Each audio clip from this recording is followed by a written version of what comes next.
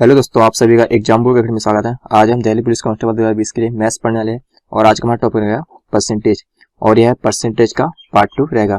इस क्लास में हम जो भी प्रश्न पढ़ेंगे वह दिल्ली पुलिस कांस्टेबल 2020 के लिए बहुत ही महत्वपूर्ण रहेगा। तो हम देखते हैं पहला प्रश्न। 400 लीटर तेल के एक कंटेनर में रिसाव के कारण 8% का नुकसान हो जाता है। कंटेनर में कितना तेल बचा हमें बताना है। तो हम इसे सोल्व करते हैं। प्रश्न में क्या कह रहा है कि 400 लीटर तेल का एक कंटेनर है। 400 लीटर क्या है? तेल का एक कंटेनर है। इस कंटेनर में रिसाव के कारण 8% का नुकसान होता है। रिसाव के कारण नुकसान कितना होता है? तो 8% का नुकसान होता है। तो बचेगा कितना? यदि 400 लीटर तेल के कंटेनर में रिसाव के कारण 8% का नुकसान होता है तो बचेगा कितना परसेंट? 92% बचेगा। हमें प्रश्न में क्या बचा कि कंटेनर में कितना तेल बचा है, तो हमें शेष तेल बचाना है। शेष तेल तो 400 का 92% बचेगा। तो हम सॉल्व करते हैं। तो 400 का 92% को हम लिखते हैं 92/100। 2 शून्य से 2 शून्य कैंसिल। तो 4 × 92 कितना होगा? 4 दूनी 8, 4 9 36। तो कंटेनर में कितना तेल शेष बचा? तो 368 लीटर शेष बचा। तो हमारा आंसर आएगा 368 लीटर। तो ऑप्शन नंबर बी जो है वह करेक्ट आंसर है। अब देखते अगला प्रश्न। प्रश्न 2 क्या कह रहा है कि एक चुनाव में 2 उम्मीदवार थे। एक उम्मीदवार को 38% मत मिले और वह 7200 मतों से पराजित हो गया। वैध मतों की कुल संख्या में बताना कितनी है। तो हम इसे सॉल्व करते हैं। मान लेते हैं टोटल वोट 100% थे। हमने क्या माना कि जो टोटल वोट है वह 100% है। तो इसमें से एक उम्मीदवार को कितने मिले? 38% मिले। कितने परसेंट मिले? तो एक उम्मीदवार को 38% वोट मिले। तो दूसरे व्यक्ति को कितने मिलेंगे? 100 में से 38 माइनस कर देंगे, कितना बचेगा? 62%। कितना परसेंट बचेगा? तो 62% बचेगा। और वह 7200 मतों से पराजित हो गया। जिसको 38% मत मिले वह 7200 मतों से पराजित हो गया। यहाँ पर कितने मतों से पराजित हुआ? तो 12 में से 8 गए तो 4, 5 में से 3 गए तो 2। यहाँ पर 2400 मतों से पराजित हुआ। कितने मतों से? 2400 मतों से पराजित हुआ। और प्रश्न में 7200 मतों से पराजित हुआ। तो यहाँ से 1% कितना आएगा? 24 दिया 72, 300। 1% की वैल्यू 300 आई। तो हमें 100% की वैल्यू बताना है। तो 100% बराबर क्या होगा? तो 300 × 100 बराबर 30,000। तो वैध मतों की कुल संख्या कितनी थी? तो 30,000 थी। हमारा आंसर आएगा 30,000। तो ऑप्शन नंबर डी जो है वह करेक्ट आंसर होगा। अब देखते हैं अगला प्रश्न। प्रश्न 3 क्या कह रहा है कि एक व्यक्ति को 20% वेतन वृद्धि प्राप्त होने पर उसका वेतन 24,000 रुपए हो जाता है। तद अनुसार उसका पूर्व वेतन कितना था हमें बताना है। हमें उसका पूर्व का वेतन बताना है कितना था। एक व्यक्ति को 20% वेतन वृद्धि प्राप्त होने पर उसका वेतन कितना जाता है? 24,000 रुपए हो जाता है। वृद्धि कितनी हो रही? 20% को। इसे हम क्या लिख सकते हैं? +20% लिख सकते हैं। इसे हम सॉल्व करेंगे कितना आएगा? 20% को लिख सकते हैं 20/100। तो आएगा ये 1/5। तो +1/5। तो यहाँ पर ये जो नीचे वाला जो फ्रैक्शन में जो वैल्यू रहेगी क्या रहेगा? पूर्व वेतन रहेगा। क्या रहेगा इसका? पूर्व वेतन रहेगा। और वृद्धि कितने की हो रही? +1 की हो रही। कितने की वृद्धि हो रही? तो 1 की वृद्धि हो रही है। 1 की वृद्धि हो रही है। तो 6/5। तो ये क्या है? पूर्व वेतन है, जिसे हम प्रारंभिक वेतन कह सकते हैं। और यह क्या है? फाइनल वेतन है। फाइनल वेतन। तो यहाँ पर वृद्धि होने के बाद फाइनल कितना आ रहा है? तो 6 यूनिट आ रहा है। कितना यूनिट आ रहा है? तो 6 यूनिट आ रहा है। और प्रश्न में कितना आ रहा है? तो 24,000 रुपए। तो 6 यूनिट की वैल्यू कितनी होगी? 24,000 रुपए होगी। तो 1 यूनिट वैल्यू कितनी होगी? 6 × 24। 1 यूनिट की वैल्यू आएगी 4,000 रुपए। तो हमें क्या निकालना था? पूर्व का वेतन बताना था। तो हमें 5 यूनिट की वैल्यू बताना है। 5 यूनिट की वैल्यू कैसे आएगी? तो 5 × 4,000 कितना होगा? तो 5 × 20 तो 20,000 रुपए। तो पूर्व वेतन कितना था? तो पूर्व वेतन 20,000 रुपए था। तो हमारा आंसर आएगा 20,000 रुपए। तो ऑप्शन नंबर जो 1 है वह करेक्ट आंसर है। अब देखते अगला प्रश्न, प्रश्न 4। प्रश्न 4 क्या कह रहा है कि यदि ए बी के 20% के बराबर है और बी सी के 25% के बराबर है तो सी का कितना प्रतिशत ए के बराबर होगा, हमें बताना है। हम इसे सॉल्व करते हैं।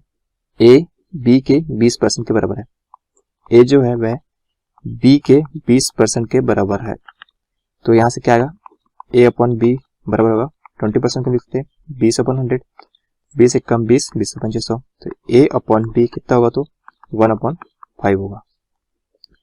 उसके बाद बी सी के 25% के बराबर है, बी जो है वह सी के 25% के बराबर, तो बी अपॉन सी कितना आएगा, यहाँ से 25/100, 25 एक कम 25, 25 400, तो बी अपॉन सी कितना जाएगा 1/4।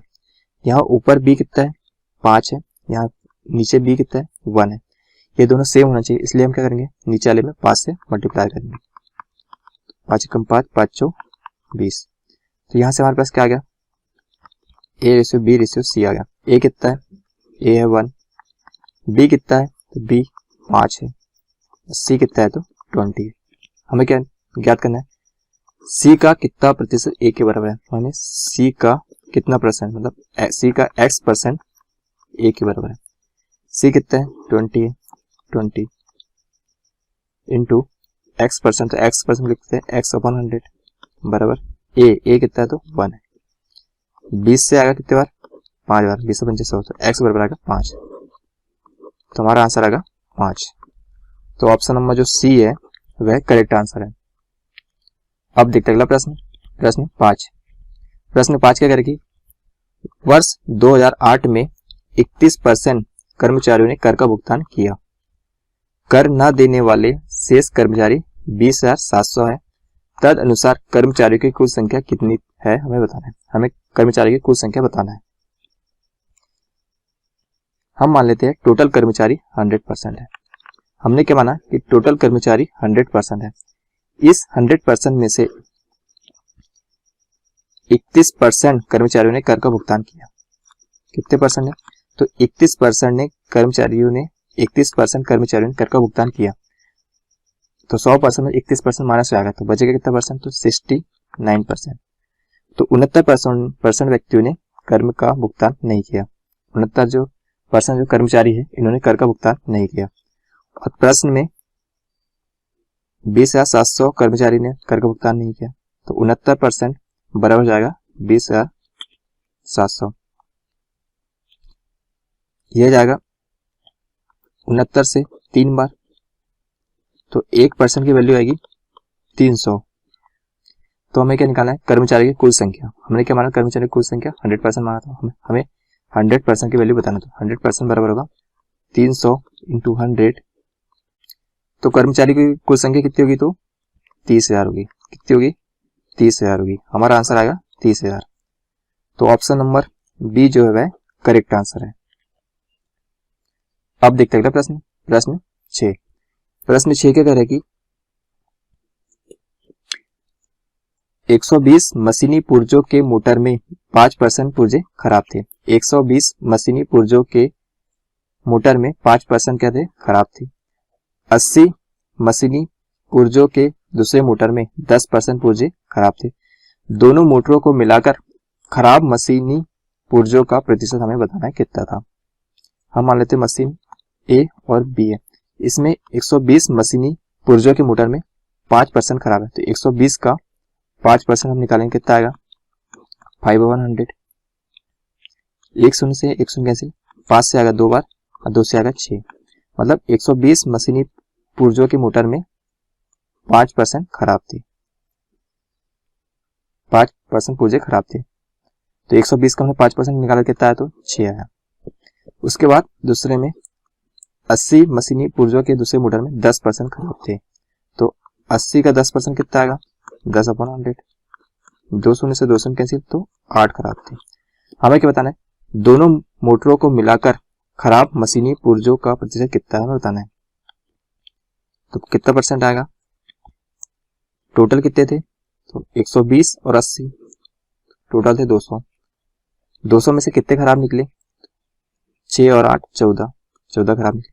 इंटू 100%, परसेंट का चिन्ह, 2 शून्य से 2 शून्य कैंसिल, 2 से आएगा 7 बार, तो कितना है 7%। तो दोनों मोटरों को मिलाकर खराब मशीनी ऊर्जा का प्रतिशत कितना था, तो 7% था। तो हमारा आंसर आएगा 7%। हमारा आंसर क्या होगा, 7% होगा। तो ऑप्शन नंबर ए जो है करेक्ट आंसर है। अब देखते अगला प्रश्न, प्रश्न 7। प्रश्न 7 का कह रहा है कि किसी व्यक्ति के वेतन में पहले 20% की वृद्धि की गई।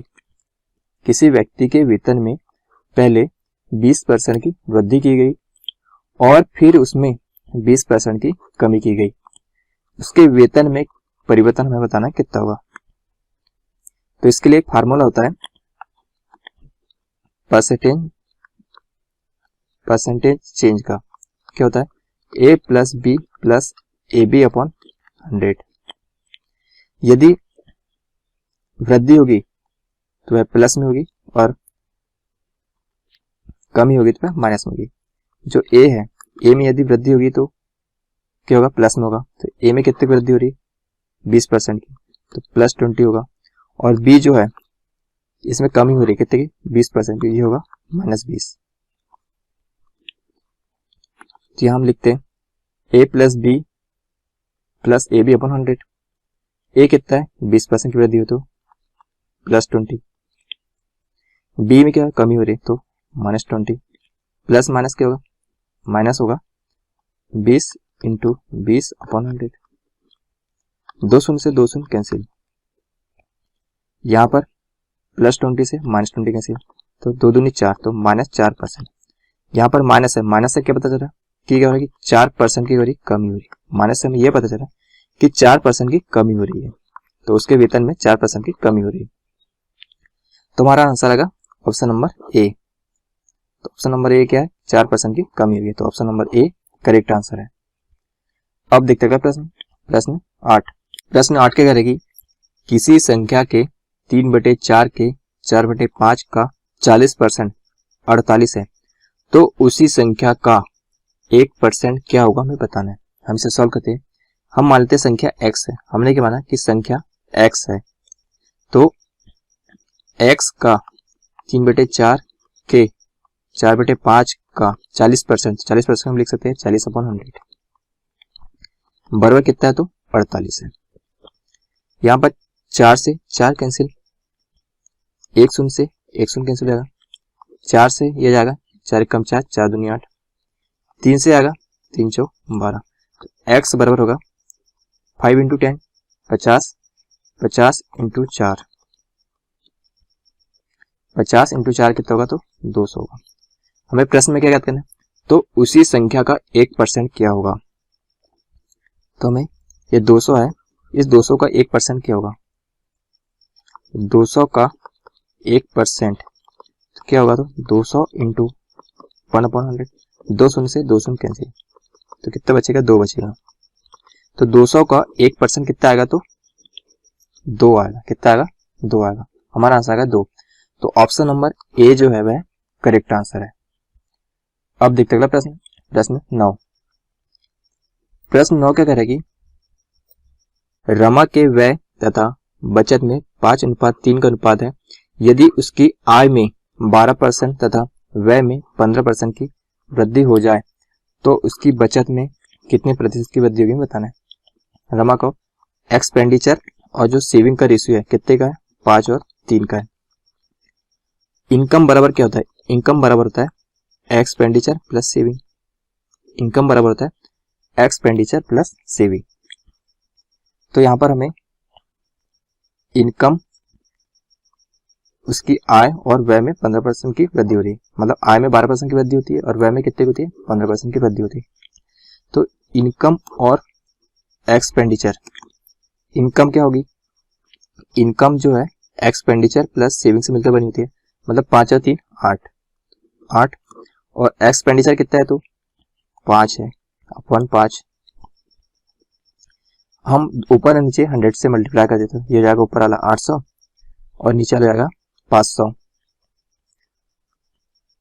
तो यहां से हम क्या निकलेगा हमारे पास, एक तो पहले की सेविंग, तो पहले की सेविंग क्या होगी, 800 में से 500 गया तो 300। अब क्या हो रहा है, यदि उसकी आय में 12% की वृद्धि हो रही है, मतलब आय कितनी है 800 है, इसमें 12% की वृद्धि हो रही है, तो 800 का 12% कितना होता है, 800 का 12% कितना होगा, 12 × 96, मतलब 800 में 96 की वृद्धि हो रही है, तो 896 तथा उसके व्यय में 15% की वृद्धि हो रही है, मतलब 500 में 15% की वृद्धि हो रही है, तो 500 का 15% कितना आएगा, 15 × 5 = 75, मतलब कि 500 में 75 की वृद्धि हुई, तो 575। तो न्यू सेविंग कितना आएगा उसका, 896 में से हम 575 को माइनस कर देंगे, 6 में से 5 जाएगा तो 1 बचेगा, 9 में से 7 जाएगा तो 2 बचेगा, 8 में से 5 जाएगा तो 3 बचेगा, तो न्यू सेविंग कितनी आई 321। हमें प्रश्न में क्या पूछा है, उसकी बचत में कितने प्रतिशत की वृद्धि हुई, तो उसकी बचत में पहले की सेविंग 300 थी, बाद की सेविंग 321 आई, कितने की बचत हुई, तो 21 की बचत हुई, किस पर, तो 300 पर, इंटू 100, 2 शून्य से 2 शून्य कैंसिल, 3 से आएगा 7 बार, तो 7%। तो बचत में कितने प्रतिशत की वृद्धि हुई, तो 7% की वृद्धि होगी, तो हमारा आंसर आएगा 7%। तो ऑप्शन नंबर बी जो है वह करेक्ट आंसर है। अब देखते अगला प्रश्न, प्रश्न 10। प्रश्न 10 का कह रहा है कि किसी परीक्षा में 34% परीक्षार्थी गणित में फेल हुए तथा 42% अंग्रेजी में फेल हुए। यदि 20% परीक्षार्थी दोनों विषयों में फेल हुए तो दोनों विषयों में पास होने वाले परीक्षार्थियों का प्रतिशत कितना था हमें बताना है। हम इसे वेन डायग्राम से सॉल्व करेंगे। तो एक यह रहेगा गणित का, मैथ्स का, और दूसरा रहेगा इंग्लिश का। 34% परीक्षार्थी जो है वह गणित में फेल हुए। गणित में कितने फेल हुए, तो 34% फेल हुए, और इंग्लिश में 42% फेल हुए। इंग्लिश में 42% फेल हुए, और दोनों विषयों में, मतलब यहाँ पर कितने परसेंट फेल हुए, तो 20%। यहाँ पर दोनों विषयों में 20% फेल हुए। यदि हम बात करते हैं कि सिर्फ गणित में कितने फेल हुए, तो 34% में से हम 20% को माइनस कर देंगे, तो कितना आएगा 14%। सिर्फ मैथ्स में कितने फेल हुए थे, 14% फेल हुए, और सिर्फ अंग्रेजी में कितने फेल हुए, तो 42% में से 20% को माइनस कर दिए, तो कितना आ गया यहाँ पे 22%। सिर्फ अंग्रेजी में कितने फेल हुए थे, 22% फेल हुए। तो यदि हम टोटल फेल की अगर बात करते हैं, टोटल फेल की अगर बात करते हो 14% प्लस 22% प्लस 20%, कितना हुआ ये, 2 और 4 6, और 2 और 2 4 और 1 5, तो 56%। टोटल फेल कितने हुए, 56% हुए। तो हम बात करते हैं कि दोनों विषय में पास होने वाले 56% फेल हो गए। होता कितना हमेशा कोई भी चीज 100% होता है, तो 100% में से हम 56% को माइनस कर देंगे, तो कितना आएगा, तो 44%। तो दोनों विषयों में पास होने वाले परीक्षार्थियों का प्रतिशत कितना है, तो 44% है। तो हमारा आंसर आएगा 44%। तो ऑप्शन नंबर जो सी है वह करेक्ट आंसर है। तो ये थी हमारे परसेंटेज पार्ट 2 के इंपॉर्टेंट 10 प्रश्न।